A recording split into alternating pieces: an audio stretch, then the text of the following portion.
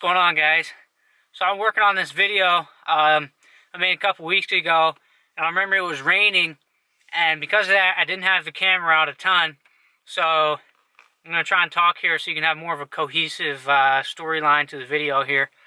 So this first part of the video is just going to be a little edit.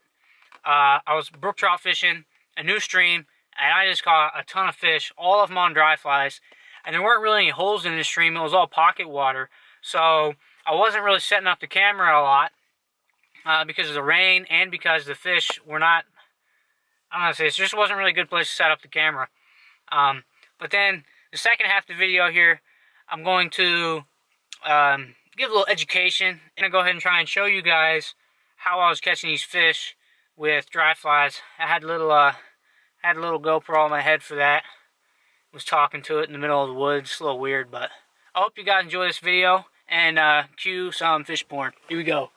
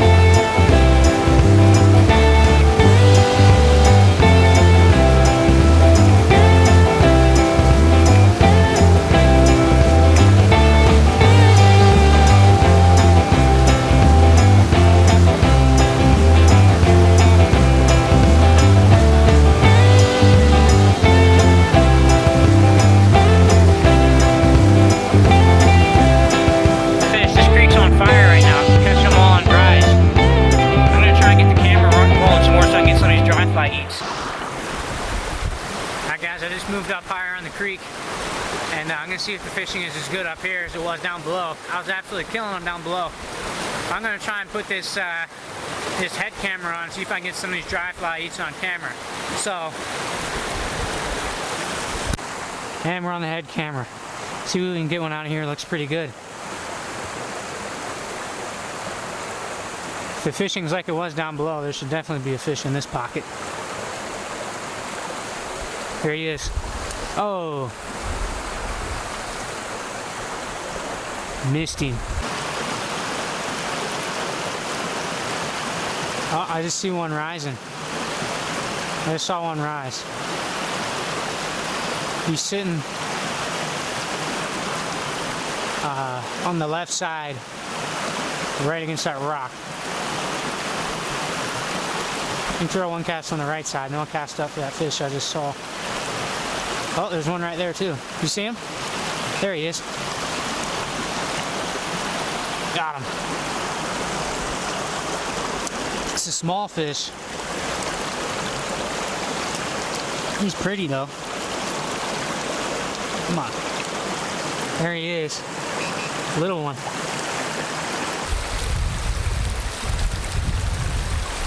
Fish.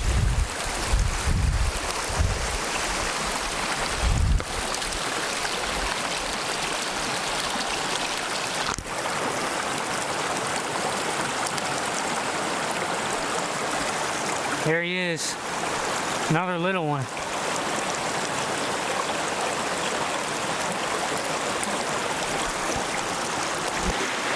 This pocket right here should have some fish. It's got a decent amount of depth to it. Got him on the first cast.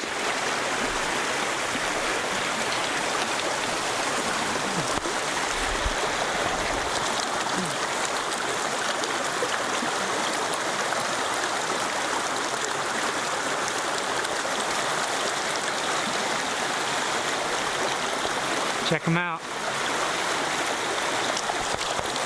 And here he goes. I want to show you guys the technique I'm using to catch all these brookies. So I've got on a dry fly. This dry fly is called the Butch Caddis. It's a Kelly Gallup pattern. If you Google it on YouTube, you can probably find it. If I took his pattern and made a foam body out of it instead of a dubbing body, so hopefully it would float even better than his does. But basically, I'm high sticking this dry fly.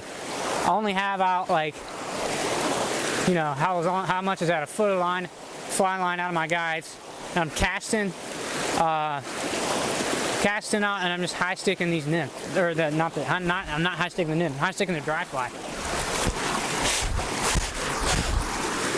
So I'm keeping all my line off the water, including the leader, whenever I can.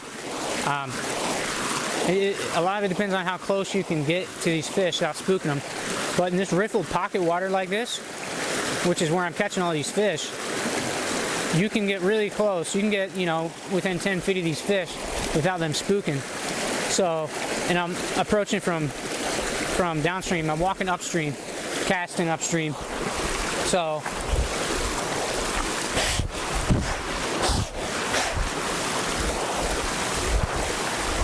I'm casting out, high sticking it, keeping all the line off the water, and fishing down the seam. So it's really important to read the water well. So I'm usually not casting directly on the high riffles. I'm casting right on the edge of the real swift water, right on the edge of the real swift riffles. And that's called a seam, is the area between the fast and the slow water. So I'm casting on these seams and high sticking the dry flies and catching these fish. In a few places where there's been a longer glassy pull, I will have to cast a little farther. But most of these places, I'm high sticking just like this. And as you guys can see in the video, it's really been working.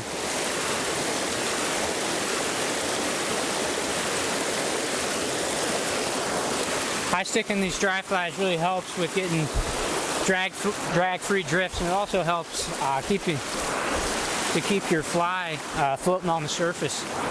If you can see that your fly is starting to sink, then you can pull the line a little bit tighter and actually kind of just set the fly on the surface of the water and have no line on the water at all.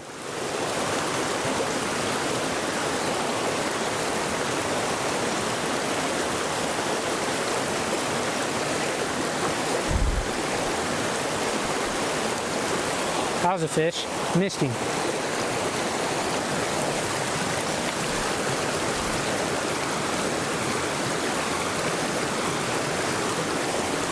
There he is. That fish didn't look big when we took the fly, but man, he's fighting hard. Wow, he's colorful. Look at the belly on this fish. Ah.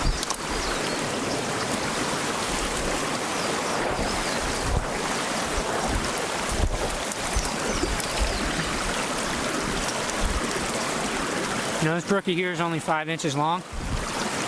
That's why I like fishing for brook trout. Look at the colors on that fish. That is amazing.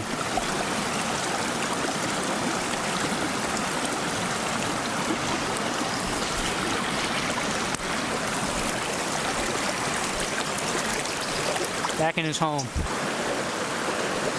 Got him. Oh, that was a nice eat. I don't know if you guys could see that. That was a cool eat. His whole snout came up out of the water for that one. Another good looking pocket here. The pattern continues. We should be able to get one out of here.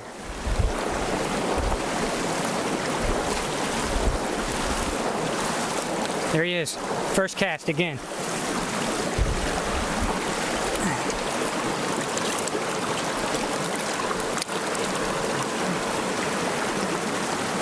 Check him out.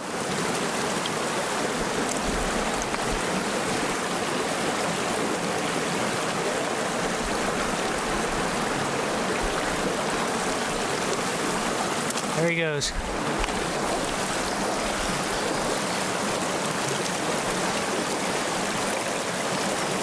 There's another one. He's even smaller than the last one.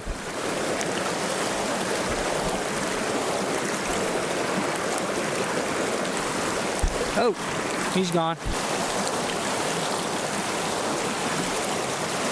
Got another one. That one's a little bigger. 3 out of the same pocket. Oh, that's a nicer fish. There we go. Hopefully my battery didn't die. I hope the camera's still on. Oh, we're still recording. I thought the battery was gonna die. It's a nice fish.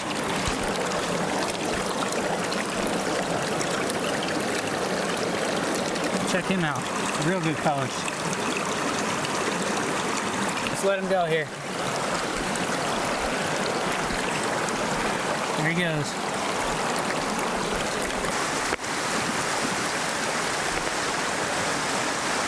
Oh, that's a good one. Oh yeah.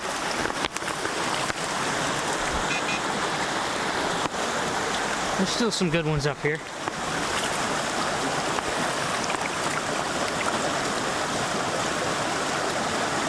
Oh yeah. It's a good fish. Look how fat he is, man. He has been eating good. It's starting to rain. I'm out of time, and I just broke my fly off on a tree branch, so I think it's time to go. I tore him up today. I'll definitely be back here. So, thanks for watching.